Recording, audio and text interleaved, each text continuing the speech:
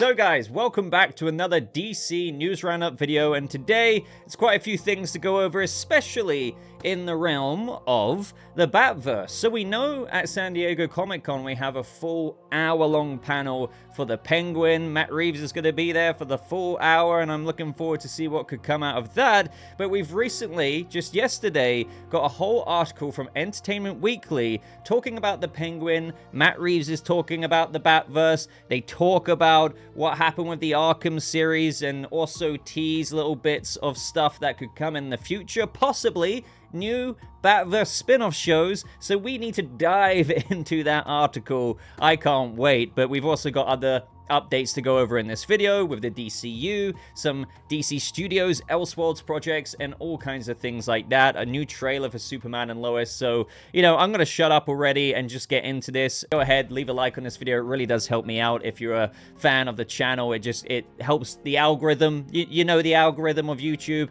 and consider subscribing if you haven't done so already. Oh, by the way, before I forget, if you haven't checked out my Joker 2 Folie à Deux trailer breakdown, go check it out. Obviously, that came out yesterday. I did quite an in-depth breakdown on the new official trailer, so if you want to go check that out, feel free to do so. So starting off with this Entertainment Weekly article, and then we've got some stuff to go over with regards to what the Penguin Twitter page is teasing, with a little letter here, people thinking that this could be from the Riddler or Joker, but I've got my own thoughts about it. But this article, guys, man, I'm not trying to, like, gas it up loads, but it's just, you know, when we get Matt Reeves talking about things of substance, we get clues of how much this ties into the Batman Part 2.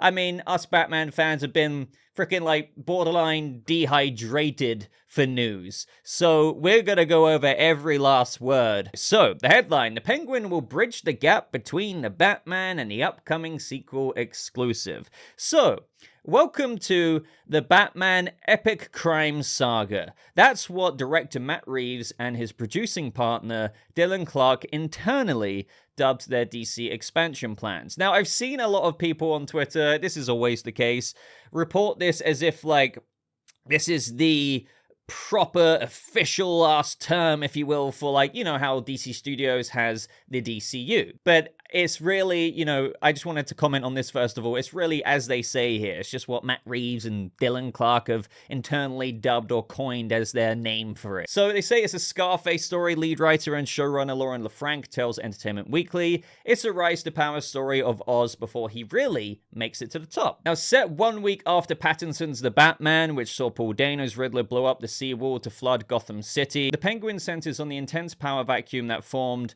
from the death of mobster Carmine Falcone. We're in Oz's world, LaFranc says. We're living in the underbelly of the city. Oz is a mover and a shaker. He can't always be trusted. He's very smart and very methodical, but he's also extremely impulsive. You can't predict what he's going to do. Exactly, and this is what I mean with all of my theories, that Oz will form alliances with Sophia Falcone, but, you know, and maybe even Nadia Maroney, the wife of Salvatore Maroni, and she's obviously got her own plans with how her husband got ratted on by Carmine 20 years ago, and he was at the top previously, so they're going to want to regain the power that Falcone took. But Oz is going to have to forge some alliances, maybe also stab some of them in the back. I mean, at the end of the day, Oz Cobblepot wants to be at the top, and there's only really one way of achieving that if you have multiple players trying to achieve the same thing. Now, this is where things get pretty fascinating and exciting because they talk about the Batverse plans. I'm seeing a lot of people, and I'm glad that they're saying this, taking the somewhat piss out of those saying, you know, but I thought the Batman 2 was cancelled. So Reeves and Clark originally set out to chart a spin-off series focused on the Gotham City Police Department. So the GCPD show, right? The Gotham PD show that we've known about for the longest time now, with Boardwalk Empire creator Terrence Winter on writing duty. They also experimented with an Arkham Asylum concept. As we were writing the movie, The Batman, I was like, hey, you know what? I think there are some cool shows that we could do, Reeves recalls. It was actually why I wanted to make our deal at Warner Brothers. The execs at HBO offered their guidance. They were like, we like what you're doing, and we want to lean harder into the marquee characters, Reeves notes. While those two early concepts did not move forward, elements of, this is interesting, elements of the Gotham PD treatment made their way into what is now the Penguin. What's interesting is that in the movie, the big red herring of the story is, it seems like the person they're looking for that the Riddler's pointing to must be the Penguin, some kind of informant, Reeves explains. This movie creates a power vacuum, and because Penguin is so underestimated, people don't really see who he is. So this is confirmation that even though the Gotham PD show was happening, and then it got shelved, and then it somewhat, evolved into the Arkham series, as Matt Reeves said back in the day, it's now been self-cannibalized, if you will, and injected into the Penguin show. So this kind of translates to that, okay, not only are we going to see stuff on the criminal underbelly of Gotham from the perspective of, crime bosses, Penguin, the remnants of the Falcone crime syndicate with the old men that Sophia wants to put on their knees and all of this, that, and the other, and, the Maroni family. Well, we could get perspectives from the GCPD. I don't really see how we could interpret that any other way. So I am now hoping that we're going to see maybe a couple of perspectives from GCPD cops. Is Martinez going to be in there, the good old Officer Martinez? I don't know. But yeah, it would make sense that if there's such a big mob, crime boss kind of war on the streets of Gotham, that you're going to get some perspectives from the GCPD. And if we're going to go into the GCPD, I hope that we get a lot of mentions of what Batman could be doing, or it's like, hey, have you heard about what the Bat did last night? Stuff like that. Just to add a little side note here, while they do acknowledge that the Gotham PD show didn't work out, although it's been, used in the Penguin here, and the Arkham Asylum concept didn't work out, there still isn't really any clarity on, oh, but wait, is the DCU pitch for the Arkham series still a thing? That is something that James Gunn has still refused to give any clarity on, despite being super active and answering tons of people on threads recently, but unfortunately still no kind of clarity here. But let's continue. So he adds, we wanted it to be, and not in a grandiose way, but in a mythic Shakespearean way, this kind of great tale. And I get what they're saying with here. Like, this series is very dark, very violent. You have a man who is completely underestimated, and he has been for his whole life, and it's going to be this kind of mythic Shakespearean, not so much in a grandiose way as Matt Reeves says here, but a tale of how this man claws his way to the top against all odds. Now, Farrell was eager to dig into the aspects of Oz we didn't get to see in the Batman, from flashbacks to his childhood, to his current relationship with his mentally disturbed mother. And that is interesting, by the way, flashbacks to his childhood. So I do think that with my original theory of how we had it confirmed that Mark Strong is in the Penguin series, and, it was listed on IMDb that he's playing like a younger Falcone, I don't think that's the case. I mean, I could be wrong. Kind of strange, but okay, if that does turn out to be true. But with him telling the tale of this mobster that he grew up respecting, and how the people of a lot of neighborhoods in Gotham loved and respected him, Rex Calabrese, I do think that we could see, as mentioned here, from flashbacks to his childhood, we could see him wanting to be like Rex Calabrese, who died still smoking a cigar in his hand. That would be awesome. It could be Mark Strong playing Rex Calabrese. We're going to have to wait and see. But yes, we've heard about, going back a long time now, about his mentally disturbed mother. I believe it was first reported by the Illuminati, saying that she's suffering from Lewy body's dementia or something like that. So they continue here. I love doing the part in the Batman film, and the idea that we would get spoiled by having 8 hours to really delve into this character's psychology and backstory. Backstory plays a big part in the television show, which I think is quite foundational. If you want to understand basically this character study that is in the format of 8 episodes for Oz Cobblepot, you need to understand the character and what forged him to be the man he is today. We could see how Oz was even underestimated and shat upon in his childhood, perhaps even bullied for all I know. I don't know, but I'm actually really intrigued to get into that because this really does scream that they've got so much character stuff going on in this. Obviously, you know, it's the Penguin show, but obviously also a lot of shows out there fail to really give the justice some characters deserve and, you know, development that we crave to see. So it seems that they're really on point with that. So this backstory also includes Carmine's daughter, Sophia Falcone, who returns to Gotham after a stint at Arkham Asylum. I'm glad that they're confirming this here as well. Kristen Milioti, I'm probably butchering her name, I'm aware, but Sophia Falcone spent around a decade in Arkham Asylum, as reported by the Illuminati a long time ago, and she adds a distinct touch of madness to the proceedings. They're two survivalists who've been immersed in worlds of duplicity and defeat and violence. Farrell says of Oz and Sophia. They're very suspicious. They also have a very personally connected backstory. Now, this could connect to what the Illuminati said in, I believe they said, in how Oz may have been the one to kind of not necessarily put her in Arkham himself, but maybe he was ordered to, like, do something that surrounded or involved her being put in Arkham Asylum. Maybe he didn't want to, but maybe the Falcone crime syndicate, the old men, if you will, who pushed her out back in the day, maybe Carmine himself made Oz do that. So I wonder if we're going to learn about that backstory with how Oz had something to do with that, but perhaps Sophia doesn't necessarily blame him. This is all just a theory at this point, but I really can't wait to get into their very personally connected backstory. The obvious question is whether Pattinson's Batman shows up. Not surprisingly, everyone we asked adhered to the rules of the criminal underworld. No snitches. For what it's worth, the show mostly plays out in broad daylight, while the Bat only operates at night, but don't count him out just yet. Oh, maybe we're going to get something, I don't know. But we are the bridge, this is important, we are the bridge between two films, LaFranc reveals, referring to the Batman and Reeves' sequel, The Batman Part 2, slated for 2026.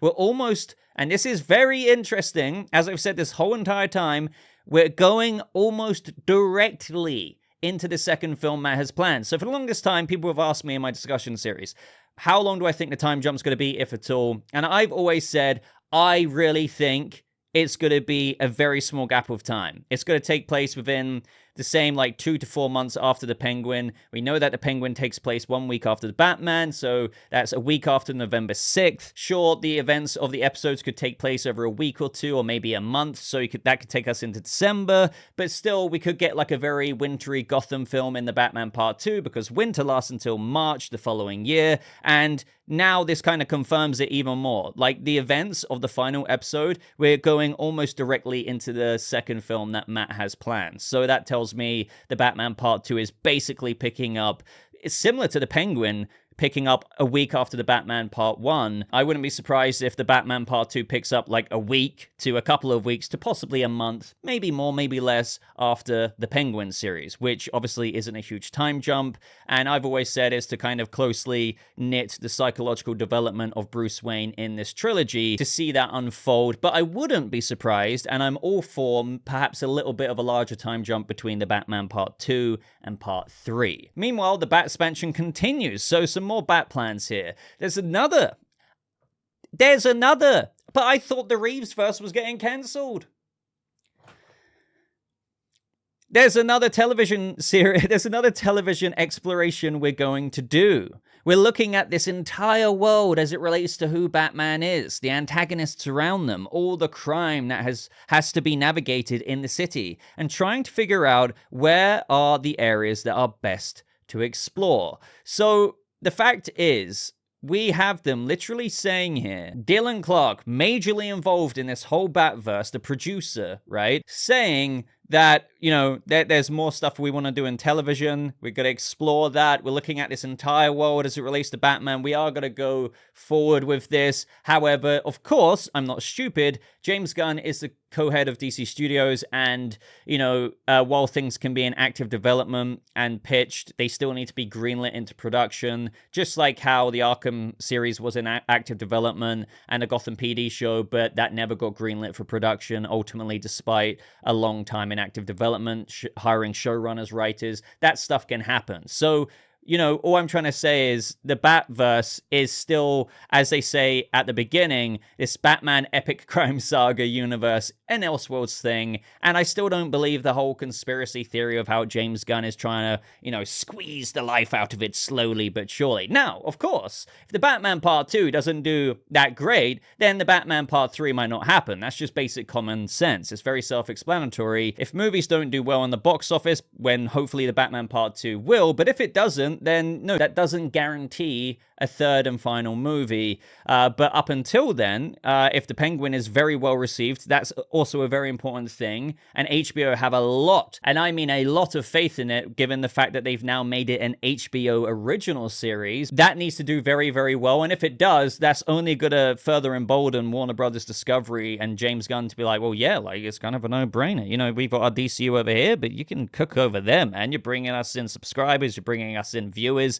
Keep going. But I could talk about that all day and all night, but we've got a couple of new photos in this article. One of Oz in his white suit here, one of Sophia Falcone and Oz Cobblepot, and in this scene, I can already tell, it's kind of weird how my brain works. This is where they're looking at the grave, if you will, or like, you know, gravestone of Carmine Falcone. You can see that part in the trailer. It's just photographically memoried into my brain. So this is where they'll meet and I guess discuss some further plans at the very resting place of Carmine Falcone. Now, speaking of Sophia and Oz Cobblepot, well, we had the Penguin release this picture, and it's of a letter saying, "Let's be pals." Now, this got the Batman fandom in a bit of frenzy, and I understand, guys, I like to reach a lot on this channel as well, and you know me, I would love to be the first person to be like, oh my god, Joker, this could be maybe Joker sending a letter from Arkham Asylum to Oz, and he's like, let's be pals, and maybe he's trying to, like, orchestrate something, a team up against Batman, you know, in between all of this stuff going on, and a little squiggle underneath, okay, is it like a backwards J? Okay, if it's not that, perhaps it's an E for Edward Nygma, and he's just like, let's be pals, or Edward Nashton, rather, in this universe. No, unfortunately not. From the get-go, I was like, look, again, I'd love to be the first person to say that, along with all the people saying that online, but I think this is just simply from Oz Cobblepot to Sophia Falcone. Now, I know a lot of people don't agree with me there, but also, look at this marketing material that the Penguin put out that I think supports my argument here. We have two somewhat posters here advertising San Diego Comic-Con and what they have going on there. And oh, look, it's a picture from that scene in the first teaser trailer where we have Oz meet with Sophia Falcone. They're having like cocktails or whatever it is.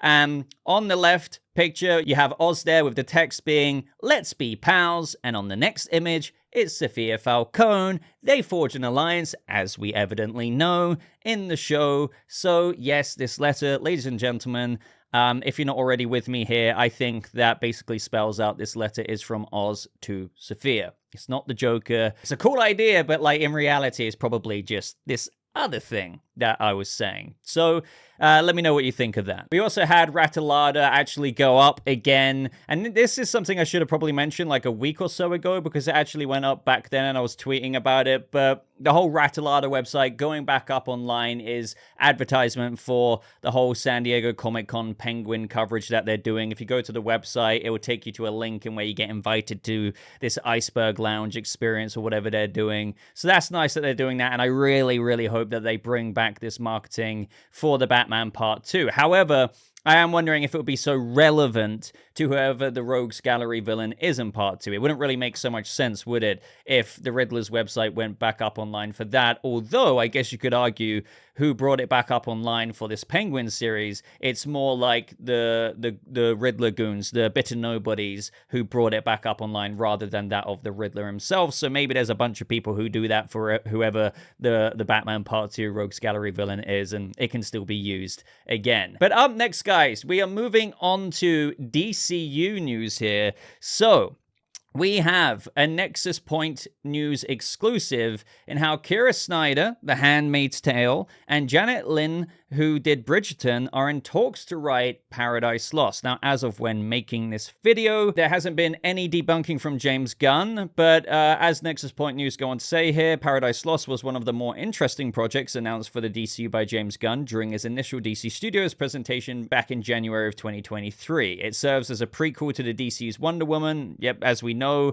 it's set way before Princess Diana, Wonder Woman's birth, and since then, we've basically not heard so much about it, which isn't a surprising thing because, you know, they only need to kind of tackle certain DC projects at a time. So that's why we've got Lanterns greenlit, Peacemaker Season 2, Supergirl and whatnot. But slowly but surely, they'll make their way to Paradise Lost. Now, I haven't seen really anything much of Lynn's writing credits. I've seen, you know, clips here and there of Bridgerton, but I've seen Snyder's work on that of The Handmaid's Tale and the CW's 100. Now, I remember enjoying the early seasons of the 100 years and years and years and years ago now, and I enjoyed the early seasons of The Handmaid's Tale. But, you know, the thing that's coming out of this, unfortunately, online is that you're getting a lot of people barking, basically being like, women writers, does it have to be women writers? One of them wrote The Handmaid's Tale, which is, you know, about hating men and how the country basically enslaves women to, you know, basically it's a very messed up series, but it's a series in a fictional world and where, you know, stuff goes very sideways. I don't think it's that deep. We even had James Gunn responding to this user here saying, James, please focus on male-oriented films only. We don't want female-led movies because 95% of DC fans are misogynist. And Gunn says, inaccurate. And then there's other posts with people saying, oh, good Lord, why? I know it's just a rumor, but if the show is just feminism and outright anti-men show, it might as well be an abomination. Should have just done a Wonder Woman movie instead of an Island of Amazons talking about how evil mankind is. This is very presumptuous. Do you know what I mean? So the way I spoke about it on my Discord server to some people who were sharing similar fears is that, look, all while some projects in the past have their writing quite on the surface, and as some people say, it feels like they get it shoved down their throat, whereas, I don't know, a great example I always use of a really badass, strong female character is Arwen from the Lord of the Rings movies, the one who killed the Witch King. They did her character so organically that she was so badass, and I think, obviously, that's what a lot of people want to see, but they kind of communicate about it in a way that kind of makes them sound like they never want to see a female-led show with female writers or whatever it is. But my answer to that is, look, regardless of the risk of that people are worried about, you know, seeing another project that they, you know, feel like shoves certain commentary down their throats or whatever, that doesn't mean any show with leading women won't ever be made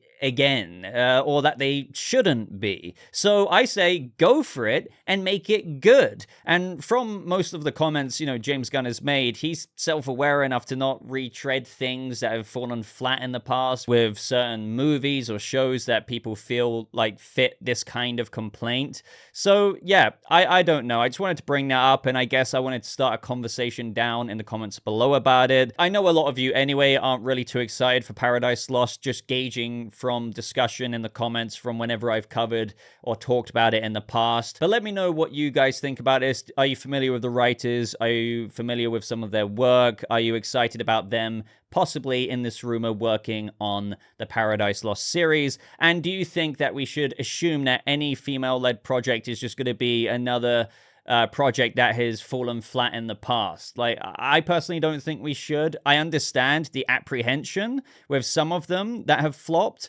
because of certain reasons or another that people are complaining about, but I don't think that means we shouldn't ever get female-led projects with female writers in the future and put them all under one umbrella. Now, last couple of stories for this video. We have some updates, or a teeny tiny little update on DC Studios' Elseworlds. Yes, believe it or not, this is another theory, that people would put out there. Like, so James Gunn is squeezing the life out of the Matt Reeves Batverse, and so he's slowly going to crumble the idea of Elseworlds projects. Well, maybe apparently not, because here we have it from the Stephen Colbert Show with Keanu Reeves confirms Constantine 2 is still in development. This is something we've actually been covering for a while on the channel for the past couple of years. It's been kind of in and out of, okay, is it happening, isn't it happening? And then DC Studios was a thing with James Gunn, and the no started to become a maybe, which became a kind of yes. And so right now, we're waiting on a script, which still adheres to the latest information that we got previously, way back in October of 2023. So this actually gives me flashbacks now, okay? I remember it, searching up this Variety article just now,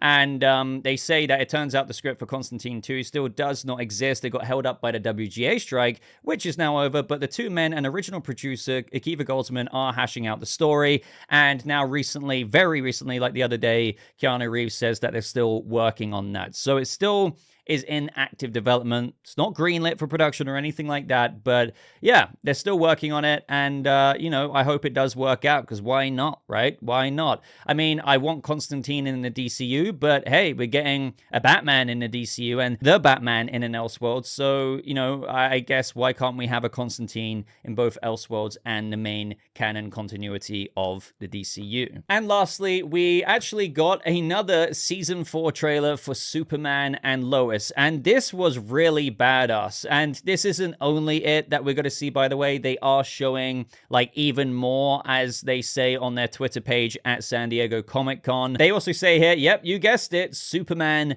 is dead. That was kind of obvious from the first little promo we got, that they're doing the death of Superman, their version of Doomsday, which was a basically tortured Bizarro by Lex Luthor turned into Doomsday. But it looks really intense. Obviously, the world is without its protector now. We have Lois absolutely heartbroken. We see the body of Superman there as she's saying, this wasn't supposed to happen, not you before me, which breaks my heart. It really does. Like that line, I love Elizabeth Tulloch as Lois Lane. Please watch this show if you haven't already. Trust me.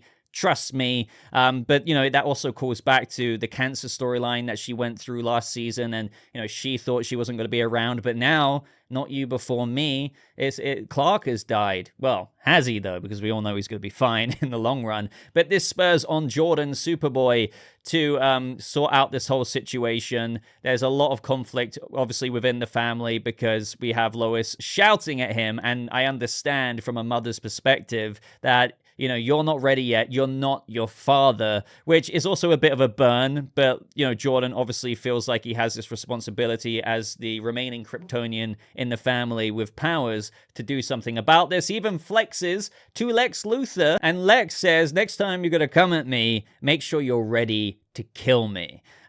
So maybe, Jordan's maybe a bit way over his head. It looks like such a tense and dramatic season. A bit of conflict between Jonathan and Jordan there as well. We have General Lane returning back this season, I believe in a smaller role. I'm glad that they did that, because we heard news of how they completely cut the cast down, and there was a teeny bit of drama there, and this picks up with how he was basically kidnapped at the end of last season, and he gets kicked into a grave here. So I hope he doesn't die, and I don't think they would show this scene for him to actually just be buried alive and killed. I'm sure Jordan will save him in the nick of time, and I don't know if he's then going to be kind of phased out somewhat slowly in this season. So yeah, I mean, I would do a separate trailer breakdown for this, but knowing we're going to get a trailer at San Diego Comic-Con, I'm going to save my full thoughts for that. I'm going to be very busy over the next week, so guys, bear with me, because, I'm not going to be able to cover everything at once. So if you're expecting a breakdown of something coming out at San Diego Comic-Con, just know that I'm going to be doing quite a few uploads, separate videos. If some of them are 1 or 2 days later because I prioritized other stuff,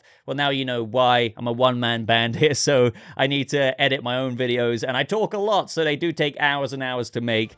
So yeah, just bear with me there, and with that being said, I'm going to end this video here. So let me know your thoughts on everything we discussed in today's DC News Roundup video. If you've made it this far, you know what I'm going to say. Would really appreciate you hitting that like button. Definitely consider subscribing if you haven't done so already. Check that red button, because you won't want to miss out on the coverage in the next week. But until next time, gonna love you and leave you. Thank you so much for watching. I hope you have a lovely rest of your day, and I'll see you people of the DC Universe in the next video. Goodbye.